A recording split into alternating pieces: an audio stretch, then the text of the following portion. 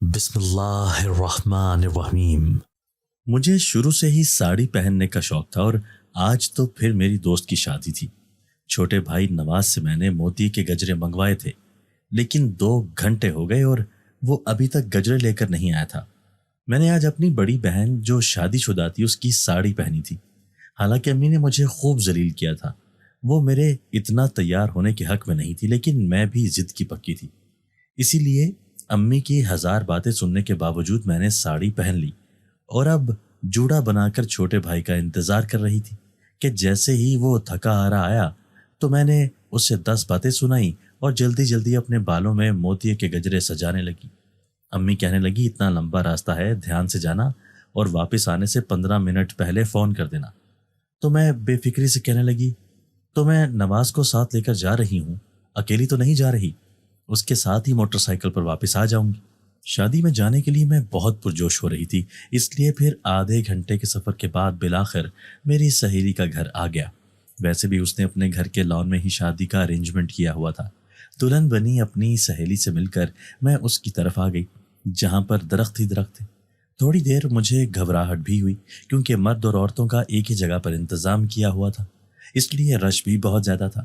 میں نے دیکھا اس محفل میں کئی لوگوں کی نگاہیں مجھ پر جمی تھی، شاید میں آج ضرورت سے زیادہ ہی اچھی لگ رہی تھی۔ تبھی اچانک ہی اتنے ہجوم میں میرا دل گھبرانے لگا اور میں ایک درخت کے نیچے آ کر کھڑی ہو گئی۔ اچانک ہی ایک چھوٹی ٹہنی ٹوٹ کر میرے سر پر گری تھی۔ میں حیران رہ گئی کیونکہ ہوا تو چل نہیں رہی تھی، موسم سرد اور خشک تھا۔ میں تھوڑی سہم کر پیچھے ہونے کو تھی کہ اچانک کسی سے بری طرح ٹکرائی اور سفید لباس پہنے لمبا چوڑا جوان تھا۔ میں بری طرح بوکھلا گئی تھی۔ اس کی آنکھیں بہت ہی عجیب تھیں، سفید سی آنکھیں جو مجھ پر جمی ہوئی تھیں۔ میں گھبرا کر جلدی سے اپنی دوسری سہیلیوں کے پاس آ گئی، لیکن پھر وہ پوری تقریب میں مجھے بار بار نظر آتا رہا اور اس کی نظریں مجھ پر ہی جمی ہوئی تھیں۔ مجھے اس نوجوان پر شدید غصہ آ رہا تھا۔ پھر میں نے چپکے سے اس کی تصویر بنا ڈالی۔ دل میں سوچنے لگی کہ میں سونیا سے اس کا ذکر کروں گی کہ یہ پوری شادی میں مجھے کیوں پریشان کرتا رہا، ضرور یہ ان کا کوئی رشتہ دار ہوگا۔ اچانک ہی مجھے گھبراہٹ سی محسوس ہو رہی تھی، اس لیے میں کھانا کھائے بغیر ہی واپس آ گئی، جبکہ چھوٹے بھائی نے تو خوب پیٹ بھر کر کھانا کھا لیا تھا۔ پورے راستے میں خاموش رہی۔ وہ بار بار مجھے کہتا باجی کیا ہوا، تم تو بڑی خوش ہو کر آئی تھی شادی میں، لیکن میں نہیں جانتی تھی کہ میرا دل اتنا کیوں پریشان ہو رہا ہے۔ مجھے اچانک ہی چکر اور گھبراہٹ سی ہونے لگی تھی، بس میں جلد سے جلد گھر پہنچنا چاہتی تھی۔ نہ جانے کیوں ایسے لگ رہا تھا جیسے کوئی میرے پیچھے پیچھے ہو، کسی کی نگاہیں مجھے اپنے وجود پر گڑی ہوئی محسوس ہو رہی تھی۔ اور پھر میرے ہوش جب اڑے جب میں گھر کی دہلیز پر قدم رکھتے ہی بے ہوش ہو گئی تھی۔ مجھے کچھ ہوش نہ رہا کہ آخر مجھے ہوا کیا ہے۔ میرا نام مائرہ ہے، میرا تعلق ایک سفید پوش گھرانے سے تھا۔ میرے ابو حیات نہیں تھے اور امی ایک گورنمنٹ اسکول میں نوکری کرتی تھی، وہ ایک سرکاری ٹیچر تھی۔ ہم سارے بہن بھائیوں کو انہوں نے بڑے لاڈ پیار سے پالا تھا۔ میرا ایک ہی چھوٹا بھائی تھا اور جبکہ ہم 3 بہنیں تھیں۔ بڑی باجی کی شادی ہو چکی تھی، اس کے بعد میں تھی، میں بھی کالج میں پڑھ رہی تھی۔ ویسے تو میں نے کبھی بھی اپنی ماں کو پریشان نہیں کیا تھا، ہاں لیکن مجھے دوستیں بنانے کا بہت شوق تھا۔ یہی وجہ تھی کہ آئے دن کسی کی منگنی ہو رہی ہوتی تو کسی کی شادی۔ آج بھی میں اپنی سہیلی سونیا کی شادی میں گئی ہوئی تھی، لیکن وہاں پر جا کے نہ جانے کیوں میری طبیعت خراب ہو گئی اور دروازے پر پہنچنے تک میں بے ہوش ہو کر نیچے گر گئی تھی۔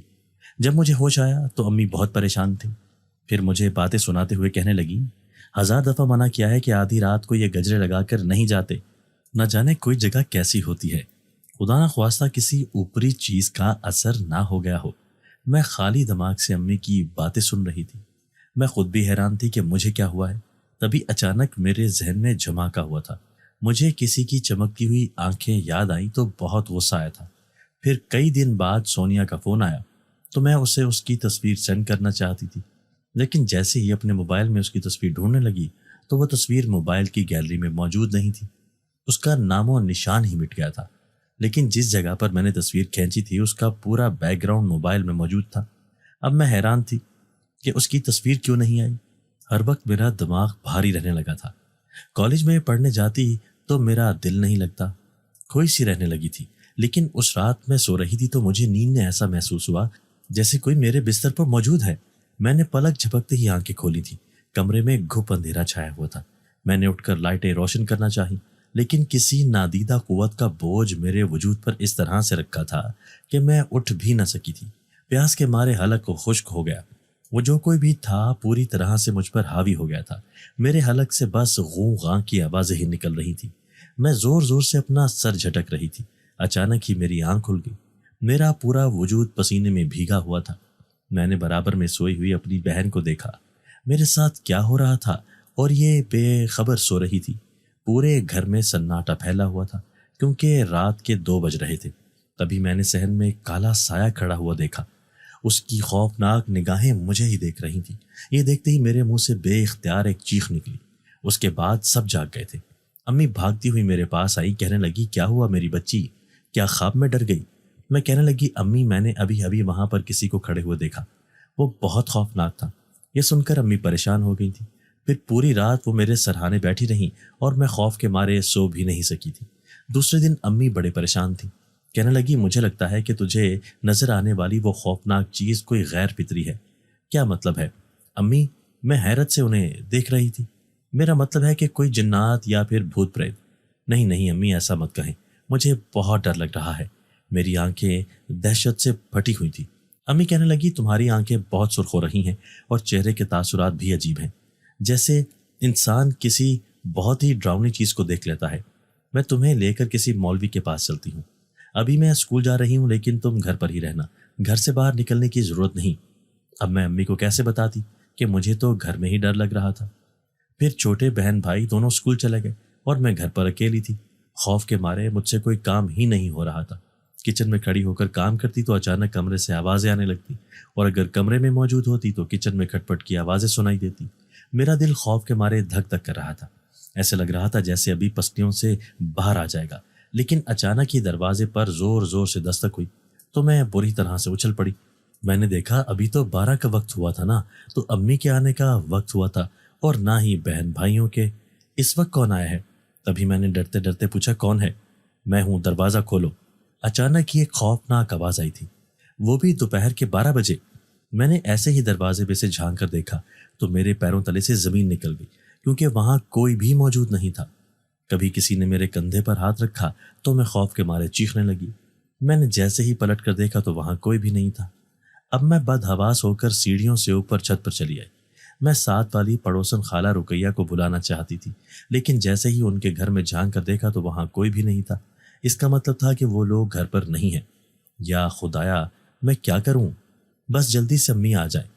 میں بری طرح سہمی ہوئی تھی۔ ابھی مجھے بیٹھے ہوئے چند لمحے ہی ہوئے تھے کہ اچانک نیچے سے اپنی چھوٹی بہن کی آواز آئی، باجی باجی کہاں ہو تم؟ میں دوڑتی ہوئی نیچے آئی تھی، لیکن چھوٹی بہن کا نام و نشان بھی نہیں تھا۔ میں ایک ایک کمرے میں اسے دیکھ رہی تھی کہ مجھے آوازیں دینے والی چھوٹی بہن کہاں چھپ گئی ہے۔ پھر میں نے رونا شروع کر دیا، کیونکہ میں سمجھ گئی کہ کوئی ہے جو مجھے اس طرح پریشان کر رہا ہے۔ وہ مجھے اپنی موجودگی کا احساس دلانا چاہتا ہے۔ پھر پورے 1 گھنٹے تک میں روتی رہی۔ 1:30 بجے جا کر کہیں امی اور سب آئے تھے۔ امی نے میری حالت دیکھی تو بری طرح پریشان ہو گئی۔ پورا گھر بکھرا ہوا تھا، میں نے کوئی کام بھی نہیں کیا تھا۔ میں امی سے لپٹ کر کہنے لگی، امی مجھے بچا لیں، آپ سچ کہتی ہیں، وہ کوئی بھوت ہے، اس نے آج مجھے بہت پریشان کیا ہے۔ امی نے مجھے لپٹا لیا، کہنے لگی فکر مت کرو میری بچی، آج تمہیں مولوی کے پاس لے کر چلوں گی۔ پھر میں چارپائی پر لیٹ گئی تھی۔ میں اپنی چھوٹی بہن سے کہنے لگی کہ تم میرے پاس ہی بیٹھی رہو، مجھے اکیلے پن سے بہت خوف آ رہا تھا۔ پھر جیسے ہی شام ہوئی تو امی مجھے دوسرے محلے میں رہنے والے مولوی صاحب کے پاس لے گئی۔ مولوی صاحب نے میرے سر پر ہاتھ رکھا، منہ ہی منہ میں کچھ پڑھتے ہوئے مجھ پر دم کرنے لگے۔ ان کا دم کرنا تھا کہ اچانک مجھے اپنے کندھوں سے کوئی بوجھ ہٹتا ہوا محسوس ہوا۔ میں خالی نظروں سے سامنے بیٹھے اس مولانا صاحب کو دیکھ رہی تھی۔ پھر وہ امی سے مخاطب ہو کر کہنے لگے، بچی پر کسی شریر جنات کی نظر ہے اور وہ اسے پریشان کر رہا ہے۔ یہ سن کر تو امی اور میرے ہوش اڑ گئے۔ امی پریشانی سے مولوی صاحب سے کہنے لگی کہ مولوی صاحب، میری تو بچی یتیم ہے، ان کے سر پہ تو کوئی بڑا بھائی بھی نہیں ہے اور نہ ہی باپ کا سایہ، میں ان کو کہاں علاج کرواتی پھروں؟ خدا کے لیے آپ میری بچی کی جان اس شریر جنات سے چھڑوا دیں۔ تو مولوی صاحب کہنے لگے، ابھی تو فی الحال میں نے دم کر دیا ہے، لیکن اگر وہ زیادہ ہی پریشان کرے تو تمہیں اسے لے کر کسی بڑے عالم کے پاس جانا ہوگا، کیونکہ میں ایسی چیزوں کا علاج نہیں کرتا، لیکن میں تمہیں ایک جگہ کا پتہ بتا دوں گا، تم اپنی بیٹی کو وہاں لے جانا۔ امی بڑی ہی پریشان تھی۔ ہم مایوس ہو کر گھر آ گئیں۔ پھر میں امی سے کہنے لگی کہ امی میری وجہ سے آپ کتنی پریشان ہو گئی۔ اس دن نہ ہی میں اس شادی میں جاتی اور نہ ہی میرے ساتھ یہ سب ہوتا۔ امی کہنے لگی نہیں، جو قسمت میں لکھا ہوا ہو وہ ہو کر ہی رہتا ہے۔ مولوی صاحب سے 2-3 دفعہ دم کروانے کے بعد مجھے کافی حد تک آرام آ گیا تھا، اس لیے مجھے خوف بھی محسوس نہیں ہوتا۔ میری طبیعت ٹھیک ہوئی تو امی سے کہنے لگی امی میں کالج جانا چاہتی ہوں کیونکہ پیپرز ہونے والے ہیں۔ امی کہنے لگی ہاں تم کالج جاؤ گی تو تمہارا دھیان بھی بڑھ جائے گا، اس لیے کل ضرور جانا۔ امی سے اجازت لے کر میں دوسرے دن کالج چلی گئی۔ پورا دن ایسے ہی اداس گزارا کیونکہ میری ایک بھی سہیلی نہیں آئی تھی۔ پھر میں چھٹی کے بعد بس کا انتظار کر رہی تھی۔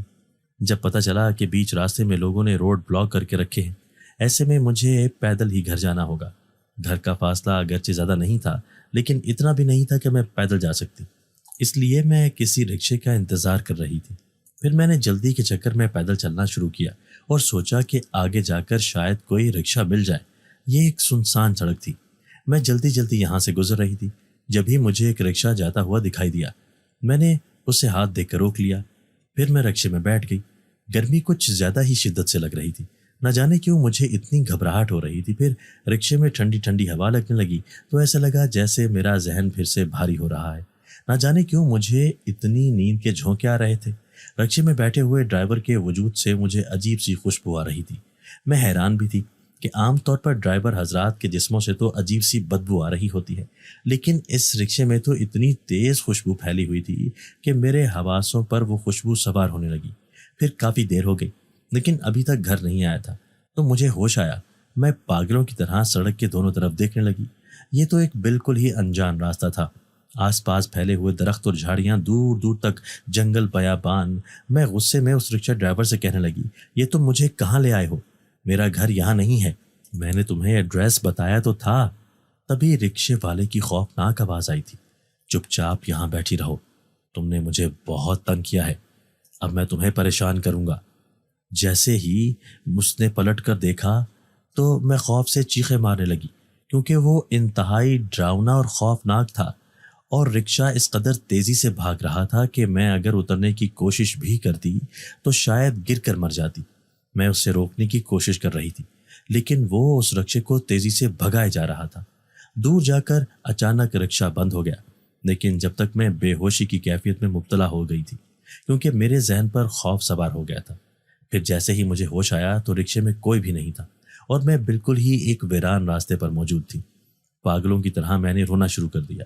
بیگ کندھے پر ٹانگے، کالج کا یونیفارم پہنے میں کوئی گھر سے بھاگی ہوئی لڑکی کی طرح اس ویرانے میں کھڑی رو رہی تھی جس کا عاشق اسے عین موقع پر دغا دے دے۔ سامنے ایک درخت نظر آیا تو میں اس کی چھاؤں میں ہی بیٹھ گئی۔ اب میں دائیں کی طرف جاؤں یا بائیں کی طرف، کیونکہ ہر طرف سناٹا چھایا ہوا تھا اور نہ جانے مجھے یہاں آئے ہوئے کتنی دیر ہو گئی تھی۔ تبھی کسی کی تیز سانسوں کی آواز مجھے اپنے قریب سنائی دینے لگی۔ کوئی میرے پاس ہی موجود تھا۔ میں تو اس درخت کے پاس بیٹھی تھی۔ جیسے ہی گھبرا کر پلٹ کر دیکھا تو وہی چہرہ، وہی آنکھیں میرے سامنے تھی جو مجھے اس شادی کی تقریب میں نظر آیا تھا۔ آج وہ میرے سامنے کھڑا تھا۔ میں اسے کچھ کہنا چاہتی تھی لیکن میرے حلق سے آواز بھی نہیں نکلی۔ جب ہی میری آنکھوں سے ٹپ ٹپ آنسو بہنے لگے، جیسے ہی میرے آنسو زمین پر گرتے اچانک ہی وہ اسے اپنے ہاتھ میں تھام لیتا۔ پھر جب اس نے مجھ سے بات کرنا شروع کی تو میں حیران رہ گئی۔ اس کا لہجہ بڑا ہی عجیب تھا، پہلے اتنا غصے والا نہیں تھا بلکہ بہت مہربان۔ پھر وہ مجھے دیکھتے ہوئے کہنے لگا میں صرف تمہیں یہ سمجھانے کے لیے یہاں لے کر آیا ہوں کہ آئندہ تم کبھی بھی کسی مولوی کے پاس نہیں جاؤ گی۔ اگر کبھی خود کو مجھ سے جدا کرنے کی کوشش کی تو میں تمہیں ایسے ہی اس ویرانے میں اٹھا کر لے آؤں گا، اس لیے تم نے کبھی کسی عامل یا مولوی کے پاس نہیں جانا۔ میں ہمیشہ تمہارے ساتھ رہوں گا۔ اس کی سفید آنکھیں مسلسل مجھے دیکھ رہی تھی۔ کون ہو تم اور مجھے یہاں کیوں لے کر آئے ہو؟ اب میں پھٹ پڑی تھی، اس لیے غصے سے اسے دیکھتے ہوئے کہنے لگی۔ یہ سن کر وہ زور زور سے ہنسا، اس قدر بھیانک کہکا تھا کہ میرے اوسان خطا ہو گئے۔ میں پھٹی پھٹی نگاہوں سے اسے دیکھ رہی تھی۔ پھر وہ میرے کان کے پاس آ کر کہنے لگا میں ایک جن زاد ہوں، تمہارا عاشق۔ جانتی ہو اس دن تمہارے بالوں میں لگے وہ موتیے کے گجرے جن پر میں عاشق ہو گیا تھا، بس وہیں سے میری محبت کی شروعات ہوئی تھی۔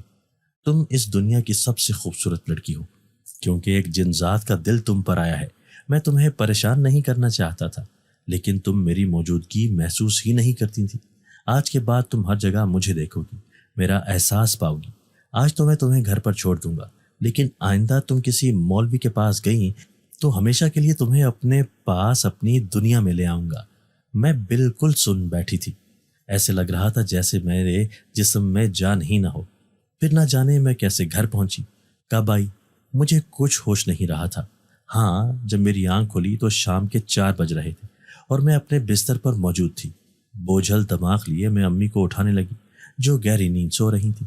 پھر امی نے مجھے کھانا نکال کر دیا، بڑبڑاتے ہوئے کہنے لگی، اگر دوست کے گھر جانا تھا تو پہلے ہی بتا دیتی، میں اتنی دیر سے تیرا انتظار کر رہی تھی۔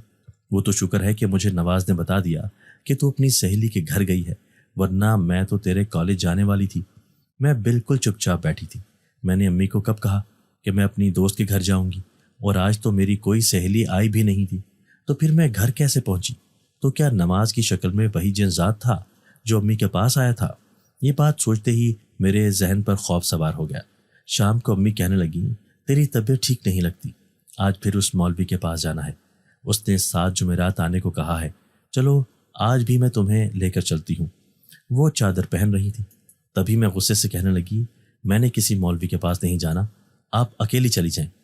امی حیران رہ گئی، کہنے لگی، ارے پاگل ہو گئی ہے، مسئلہ تیرے ساتھ ہے، میرے ساتھ نہیں، اور پھر میں کیوں جاؤں گی اس مولوی کے پاس؟ میں تو تجھے لے کر جانا چاہتی ہوں، ویسے بھی مجھے تیری آنکھوں سے خوف محسوس ہو رہا ہے، تو جب سے کالج سے آئی ہے عجیب سی لگ رہی ہے۔ امی نے زبردستی مجھے اٹھانا چاہا تو میں نے انہیں زور سے دھکا دیا تھا۔ امی اچانک ہی نیچے گر جاتی اگر وہ پاس پڑی ہوئی کرسی نہ تھام لیتی۔ امی نے آگ بگولا نظروں سے مجھے دیکھا، پھر چلاتے ہوئے کہنے لگی، تو اتنی بدتمیز ہو گئی ہے کہ اپنی ماں کو دھکا دینے لگی۔ اچانک ہی امی نے مجھے تھپڑ مارنا چاہا، لیکن میں نے ان کا ہاتھ اس قدر سختی سے پکڑا کہ وہ پھٹی پھٹی نگاہوں سے مجھے دیکھتی کی دیکھتی رہ گئی، اور پھر میں ایک جھٹکے سے اٹھ کر دوسرے کمرے میں جا کر لیٹ گئی۔ اب امی بڑی ہی پریشان تھی، انہیں مجھ پر شک ہو گیا تھا کہ میرے ساتھ دوسرے معاملات ہیں، لیکن میں دوسرے کمرے میں آ کر پھوٹ پھوٹ کر رونے لگی تھی۔ میں جو کچھ بھی کر رہی تھی یہ سب اسی جنزات کی وجہ سے ہو رہا تھا۔ مجھے ایسے لگ رہا تھا جیسے مجھے اپنے وجود پر اختیار نہیں رہا۔ لیکن امی شام ہوتے ہی چپکے سے مولوی صاحب کو گھر پر لے آئی تھی اور مجھے اس بات کا پتہ ہی نہ چلا۔ میں چھت پر کھڑی تھی، لمبے لمبے بال کھولے چھت کی منڈیر سے جھانک کر گلی میں دیکھ رہی تھی۔ جب گلی میں کھڑا ہوا ایک لڑکا حیران تھا، کیونکہ میں کبھی بغیر پردے کے گھر سے باہر نہیں نکلی تھی، اور آج بال کھولے میں دیوار پر کھڑی تھی۔ جیسے ہی میرے بالوں کی خوشبو چاروں طرف پھیلنے لگی تو اچانک ہی مجھے اپنے پیچھے کسی کے قدموں کے چلنے کی آواز آئی۔ جیسے ہی پلٹ کر دیکھا تو شام کے بڑھتے سائے میں کھڑا وہ جنزاد جس کا سایہ زمین پر بہت ہی لمبا نظر آ رہا تھا۔ میں اپنی جگہ پر پتھر بن گئی تھی۔ پھر وہ دھیرے دھیرے چلتا ہوا میرے قریب آیا اور کان میں سرگوشی کرتے ہوئے کہنے لگا، تم بہت اچھی لگ رہی ہو، روزانہ ہی ایسے بال کھول کر رکھا کرو۔ پھر ایک دم سے ہی وہ دھواں بن کر میرے سامنے سے غائب ہو گیا، جبکہ امی نے آ کر میرا کندھا زور سے ہلایا تھا۔ مغرب کا وقت ہو رہا ہے اور تم چھت پر کیا کر رہی ہو؟ وہ میرے دائیں بائیں دیکھتے ہوئے بری طرح پریشان ہو رہی تھی، جبکہ میں امی سے کہنے لگی، امی ابھی ابھی یہاں پر کوئی کھڑا تھا، وہ کون تھا؟ امی مجھے بتائیں وہ کون تھا؟ اس کے خوف سے میں بے سکون ہو گئی ہوں۔ امی نے اپنا دل تھام لیا تھا، پھر مجھے سمجھاتی بجھاتی نیچے لے آئی تھی۔ سامنے ہی کمرے میں مولوی صاحب بیٹھے تھے، انہیں دیکھ کر میں بری طرح سے بپھر گئی تھی۔ پھر امی کو چیختے ہوئے کہنے لگی، اس مولوی کو تو کیوں لے کر آئی ہیں؟ میں نے منع کیا تھا نا کہ مجھے مولوی کے پاس نہیں جانا۔ مولوی صاحب نے امی کو خاموش رہنے کا اشارہ کیا اور پھر دھیرے دھیرے چلتے ہوئے میرے قریب آئے۔ اچانک ہی انہوں نے میرے سر پر دوپٹہ پہنا دیا اور پھر جیسے ہی میرے سر پر ہاتھ رکھا تو میری آنکھیں آنسو بہانے لگیں۔ میں بے بسی سے روئے چلی جا رہی تھی، اتنا روئی کہ میری آنکھیں لال انگارہ ہو گئیں۔ رو رو کر میں نے اپنی حالت بری کر لی تھی۔ پھر مولوی صاحب امی کے کان میں سرگوشی کرتے ہوئے کہنے لگے، اس میں تمہاری بیٹی کا کوئی قصور نہیں، یہ جو کچھ بھی کر رہی ہے یہ سب اسی جنات کی وجہ سے کر رہی ہے، اس لیے اس کے ساتھ برا برتاؤ کبھی بھی نہ کرنا۔ آج پھر مولوی صاحب مجھ پر دم کر رہے تھے۔ پھر وہ امی سے کہنے لگے، ایسے لگتا ہے کہ وہ جنزاد بہت ہی شریر ہے، وہ اسے اپنے سے خوف زدہ کر رہا ہے، اس لیے میری بات مانو تو اسے شہر کے کسی بڑے عامل کے پاس لے جاؤ۔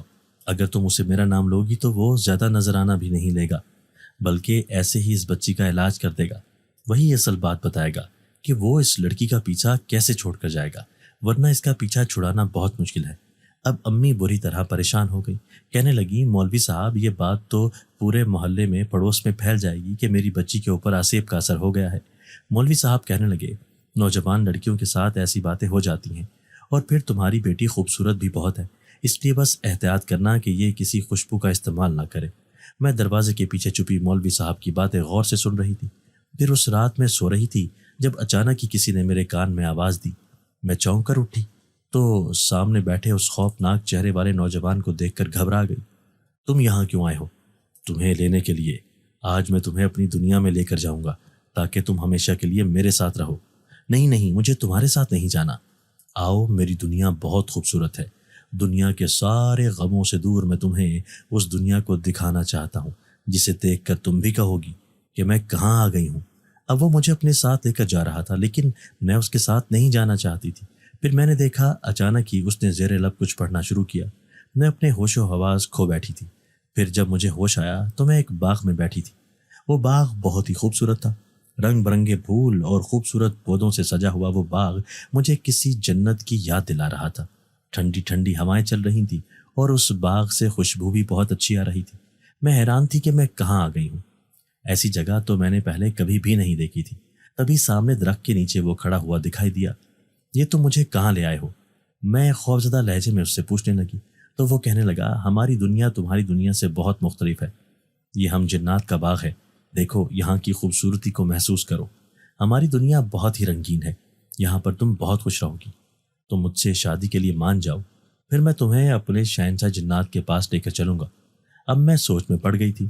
واقعی یہاں آ کر میں کچھ الگ ہی محسوس کر رہی تھی۔ ایسے لگ رہا تھا میں اس جنات کی بات پر راضی ہو جاؤں گی۔ مجھے خاموش دیکھ کر وہ کہنے لگا یہاں سے دور شہنشاہ جنات کا محل ہے جہاں پر ہم سارے جنات رہتے ہیں۔ اس محل کو دیکھو گی تو تمہاری آنکھیں پھٹی کی پھٹی رہ جائیں گی۔ پھر تم بھی میرے ساتھ وہیں پر رہنا، جب تک تمہاری رضامندی نہیں ہوگی میں تمہیں وہاں نہیں لے جا سکتا۔ کہو تم اس بات کے لیے راضی ہو؟ مجھے خاموش دیکھ کر وہ زیادہ اصرار کر رہا تھا۔ پھر میں دھیرے سے اٹھی اور میں نے اس سے اقرار کر لیا۔ میں واقعی اس محل کو دیکھنا چاہتی تھی۔ دل میں سوچ رہی تھی کہ جب یہ باغ اتنا خوبصورت ہے تو محل کیسا ہوگا۔ اب میں واقعی وہاں جانا چاہتی تھی۔ وہ دنیا بڑی ہی رنگین اور خوبصورت تھی۔ چاند کی روشنی چمکتی ہوئی اس منظر کو اور بھی حسین بنا رہی تھی۔ جیسے ہی میں اس کے ساتھ جانے لگی اچانک ہی مجھے پیچھے سے کسی کی آواز آئی تھی، میری بیٹی تم کہاں جا رہی ہو؟ ادھر آؤ میرے پاس۔ دیکھو نادان مت بنو۔ میں نے جیسے ہی پلٹ کر دیکھا تو میری آنکھیں پھٹی کی پھٹی رہ گئیں۔ وہ امی کھڑی تھی، ایک طرف امی تھی تو دوسری طرف جنزاد۔ اب وہ مجھے کھینچتا ہوا زبردستی اپنے ساتھ لے کر جانے لگا، لیکن امی کہنے لگی سوائے دھوکے کہ اور کچھ بھی نہیں، یہ جنزاد تمہیں اپنی دنیا میں لے جائے گا، پھر تم کبھی واپس نہیں آؤ گی۔ اچانک ہی میں نے اس جنزاد کو دھکا دیا اور بھاگتی ہوئی اپنی ماں سے لپٹ گئی، لیکن پیچھے سے اس نے اپنا ہاتھ اتنا لمبا کیا کہ اس کا ہاتھ میری گردن تک پہنچ گیا تھا۔ اب وہ میری گردن دبانے کی کوشش کر رہا تھا، جس سے مجھے سانس لینے میں بھی دشواری ہو رہی تھی۔ مجھے سانس نہیں آ رہی تھی، اوپر سے مجھ پر ٹھنڈا ٹھنڈا پانی بھی گر رہا تھا۔ ایسے لگ رہا تھا جیسے کوئی زور زور سے میرے منہ پر چھینٹے مار رہا ہو۔ تبھی ایک دم سے میں نے آنکھیں کھول کر دیکھا تو سامنے ہی امی کھڑی تھی۔ کیا ہوا بیٹا؟ کیا ہوا تمہیں؟ امی بڑی ہی پریشان تھی۔ امی کا چہرہ بہت ہی اترا ہوا تھا۔ پھر امی کہنے لگی کہ پوری رات تمہارے پاس بیٹھی رہی، نیند میں نہ جانے کیسے بڑبڑا کر عجیب و غریب باتیں کر رہی تھی تم۔ میں ایک دم سے ہی اٹھ کر بیٹھی تو کیا وہ سب کچھ مجھے خواب میں نظر آیا تھا؟ لیکن وہ تو مجھے حقیقت میں محسوس ہو رہا تھا۔ یا خدارا یہ خواب تھا یا حقیقت؟ اب میں دونوں ہاتھوں میں سر پکڑ کر بیٹھی تھی۔ امی مجھے تسلی دیتے ہوئے کہنے لگی پریشان مت ہو، میں تمہارے ساتھ ہوں۔ جس کے ساتھ ماں ہو اسے پریشان نہیں ہونا چاہیے۔ اب میں اپنی ماں سے لپٹ کر رونے لگی تھی۔ دوسرے دن امی زبردستی مجھے اسی عامل بابا کے پاس لے جانے کے لیے تیاری کر رہی تھی، جبکہ میں مسلسل انکار کر رہی تھی۔ امی کہنے لگی کہ یہ تو نہیں کہہ رہی، بلکہ تیرے اوپر جو وہ جنات حاوی ہے یہ اس کی طاقت ہے۔ پھر اماں مجھے اسی عامل کے پاس لے کر آ گئی۔ جیسے ہی میں اندر گئی تو مجھے ڈر لگنے لگا۔ عامل نے ایک دم سے میرے سر پر ہاتھ رکھا تو میرا وجود خود بخود بوجھل ہو رہا تھا۔ مجھے ایک دم سے ہی نیند آنے لگی۔ تبھی وہ عامل خوفناک لہجے میں کہنے لگا دیکھ تیرے جیسے میں نے کئی جنات اپنے پاس قید رکھے ہیں، وہ سامنے بڑی لال ہنڈیا نظر آ رہی ہے، اس میں تجھے بھی قید کر دوں گا۔ سچ سچ بتا تو اس لڑکی کے پیچھے کیوں پڑا ہے؟ تو اسے چھوڑ کیوں نہیں دیتا؟ میں تو بالکل ہی ہوش و حواس میں نہیں تھی، لیکن اچانک ہی مجھے اپنے برابر میں سے ایک آواز سنائی تھی، کیونکہ میں اس لڑکی پر عاشق ہو گیا تھا۔ اس نے موتی کے گجرے پہن رکھے تھے اور وہ موتی کے گجرے بہت خاص تھے، وہ ہماری دنیا کے تھے۔ وہ گجرے میں نے جن پر بہت خاص عمل کر رکھا تھا، اس لیے بنوائے تھے کہ جو بھی لڑکی انہیں پہنے گی میں اس سے شادی کر لوں گا۔ اور میری خوش قسمتی تھی کہ ان گجروں کو پہننے والی یہ لڑکی خوبصورت بہت ہی تھی۔ پہلی نظر میں ہی میں اس پر عاشق ہو گیا تھا۔ جب یہ لڑکی وہ گجرے پہن رہی تھی تب بھی میں اسے دیکھ رہا تھا، میں اس کے پیچھے پیچھے ہی تھا۔ یہ الگ بات تھی کہ میں نے اسے اپنی موجودگی کا احساس نہیں دلایا تھا۔ لیکن تو نے ایسا کیوں کیا؟ تیرے قبیلے میں ہزاروں جن زادیاں ہیں، تو ان سے شادی کیوں نہیں کر لیتا؟ تو اس آدم زادی کے پیچھے پڑا ہے؟ میں نہیں کر سکتا اس سے شادی، کیونکہ یہ میری منت کی طاقت ہے۔ میں نے بچپن میں ہی طاقت حاصل کرنا شروع کر دی تھی، لیکن میں نے شہنشاہ جنات سے وعدہ کیا تھا کہ میں کسی انسانی دنیا کی خوبصورت لڑکی سے شادی کروں گا اور اسے اپنے قبیلے میں لے کر آؤں گا۔ آج تک سب جنات میرا مذاق اڑاتے ہیں کیونکہ میں اپنے مقصد میں کامیاب نہیں ہو سکا۔ پھر اپنے مقصد کو حاصل کرنے کے لیے میں نے ان موتیوں کے گجروں پر عمل کیا کہ جس سے پہنتے ہی وہ لڑکی مجھ سے شادی کرنے پر راضی ہو جائے۔ میں ایک سنسان سڑک پر کھڑا ہو کر وہ گجرے فروخت کر رہا تھا، تبھی ایک چھوٹا سا کم عمر لڑکا اس سے خریدنے آیا۔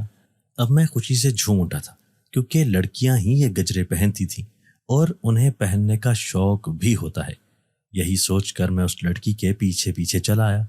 پھر جب میں نے اس لڑکی کو دیکھا تو پہلی نظر میں ہی اپنا دل ہار بیٹھا، اس لیے میں آج تک اس کے پیچھے ہوں۔ دیکھ عامل، تو اسے شادی پر راضی کر لے، میں تجھے مالا مال کر دوں گا، تجھے سونے چاندی کے ڈھیروں میں تول دوں گا، اب فیصلہ تیرے ہاتھ میں ہے۔ وہ ایک دم سے ہی دھواں بن کر عامل کے سامنے سے غائب ہو گیا تھا۔ مجھے تو کچھ ہوش نہیں تھا، لیکن مجھے اس جن ذات کی آواز صاف سنائی دے رہی تھی کہ اس نے اس عامل سے کیا مکالمہ بازی کی ہے۔ اب اس عامل نے امی کو اندر بلایا، ان سے کہنے لگا، دیکھ وہ تو بہت ہی طاقتور اور شریر جن ذات ہے، وہ اتنی آسانی سے تیری بیٹی کا پیچھا نہیں چھوڑے گا۔ تو ایسا کر کے اسے ہر جمعرات کو میرے پاس لے کر آنا، لیکن تجھے رات کو اسے میرے پاس لے کر آنا ہوگا، کیونکہ رات کو ہی وہ اپنے آپ کو حاضر کرے گا۔ اتنے رش میں میرے لیے ممکن نہیں کہ میں تیری بیٹی کا علاج کروں۔ اگر تو اس بات پر راضی ہے تو پھر تیری بیٹی ٹھیک ہو جائے گی۔ اب امی سوچ پہ پڑ گئی۔ مجھے بھی پریشانی ہو رہی تھی کہ نہ جانے امی کیا فیصلہ کرے۔ مجھے اس عامل کی خوفناک لال آنکھوں سے بہت ڈر لگ رہا تھا۔ میں چاہتی تھی کہ امی انکار کر دیں، لیکن امی کہنے لگی، میں اپنی بیٹی کو ٹھیک کرنا چاہتی ہوں، بھلے مجھے کنویں میں ہی چھلانگ لگانی پڑے تو میں لگانے کو تیار ہوں۔ ہر حال میں مجھے اپنی بیٹی ٹھیک چاہیے۔ عامل صاحب، آپ کی مہربانی، آپ میری بیٹی کا علاج کر رہے ہیں، یہ کہہ کر امی مجھے گھر لے آئی تھی، لیکن میں ایسے ہی چارپائی پر پڑی رہی۔ اب میں کہیں آتی جاتی بھی نہیں تھی۔ میری سہیلیاں اکثر ہی میری طبیعت پوچھنے آ جایا کرتے، لیکن میں ان سے ملنے سے صاف انکار کر دیتی تھی۔ کبھی کبھار تو امی خود ہی انہیں دروازے پر منع کر دیتی اور بہانہ بنا دیتی کہ میں گاؤں میں رہنے والی اپنی خالہ کے گھر چلی گئی ہوں۔ لیکن جیسے ہی دوسری رات آئی، میں سو رہی تھی جب امی نے اچانک میرا کندھا ہلایا۔ میں زور سے چیخ مار کر اٹھی تھی۔ امی کہنے لگی کہ تو پریشان ہوتی ہو تو میں ہوں تیرے ساتھ، چلو ہم اسی عامل کے آستانے پر چلتے ہیں۔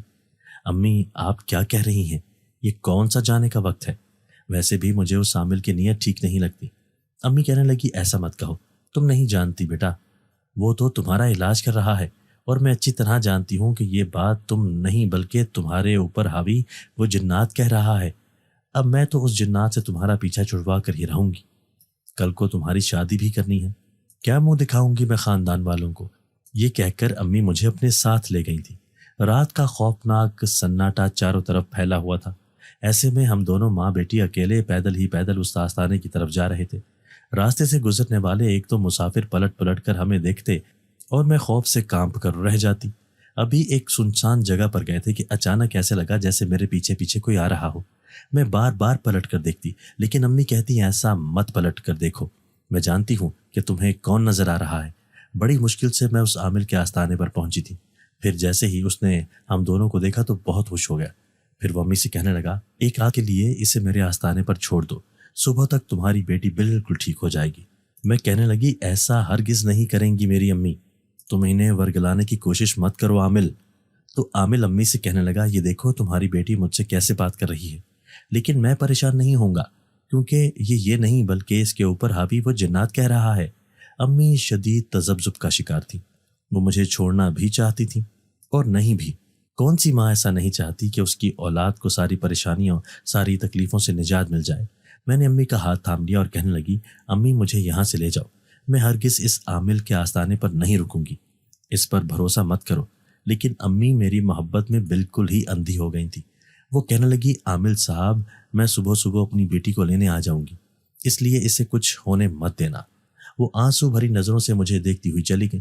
پیچھے سے میں بری طرح چیخ رہی تھی، لیکن عامل کے مریدوں نے مجھے قابو کر لیا تھا۔ تبھی عامل مکار لہجے میں کہنے لگا، ارے دیکھو تو صحیح، یہ عورت بڑی ہی بھولی بھالی تھی، اپنی جوان بیٹی کو میرے آستانے پر چھوڑ کر چلی گئی۔ لیکن خیر، میں نے کون سا اس سے فائدہ اٹھانا ہے، میں تو اس کی شادی اسی جنزادے سے کروا لوں گا اور بدلے میں وہ مجھے مالا مال کر دے گا۔ آج میرا مقصد پورا ہو جائے گا۔ میری شروع سے ہی یہ خواہش تھی کہ میں ان جنات سے خوب دولت حاصل کروں، ہیرے جواہرات، اور آج میری یہ خواہش پوری ہو جائے گی۔ وہ مجھے دیکھ کر مکار لہجے میں ہنس رہا تھا، ساتھ ہی اس کی مریدنی کھڑی بہت خوش ہو رہی تھی، کیونکہ عامل کے ساتھ ساتھ وہ بھی مالا مال ہو جاتی۔ میں پھٹی پھٹی نگاہوں سے اس عامل کو دیکھ رہی تھی۔ وہ کس قدر شیطان صفت آدمی تھا، مجھے خوب شدت سے رونا آ رہا تھا۔ پھر میں چیختے ہوئے اسے کہنے لگی، لیکن تم میری ماں کو کیا جواب دے گا؟ تو زبردستی مجھے اس کے ساتھ اس کی دنیا میں تو بھیج دے گا، لیکن صبح جب میری ماں آئے گی تو اسے کیا کہے گا؟ کیا جواب دے گا اس عورت کو؟ تو عامل مکار لہجے میں کہنے لگا، کہہ دوں گا کہ تیری بیٹی یہاں سے بھاگ گئی۔ اب وہ پاگل تو ویسے ہی ہو چکی تھی، میں کہاں تک اس کی حفاظت کرتا؟ پھر وہ عورت جو کمزور ہے وہ میرا کچھ نہیں بگاڑ سکے گی، کیونکہ میں اس شہر کا مشہور عامل ہوں۔ میں نفرت بھری نگاہوں سے اس کے چہرے کو دیکھ رہی تھی۔ اچانک ہی اس کی دونوں مریدنیاں مجھے گھسیٹتی ہوئی اپنے ساتھ لے کر جانے لگی۔ وہ بھی آگے آگے چل رہا تھا۔ اب مجھے ایک سنسان جگہ پر لے آئی تھی۔ پھر انہوں نے مجھے ایک درخت کے نیچے بیٹھنے کو کہا۔ میں جانتی تھی کہ میں اس وقت ان کی بات سے انکار نہیں کر سکتی، تو جیسے ہی میں اس طرف کو نیچے بیٹھی تو اچانک ہی سفید لباس میں ایک خوبصورت نوجوان میرے سامنے آ گیا۔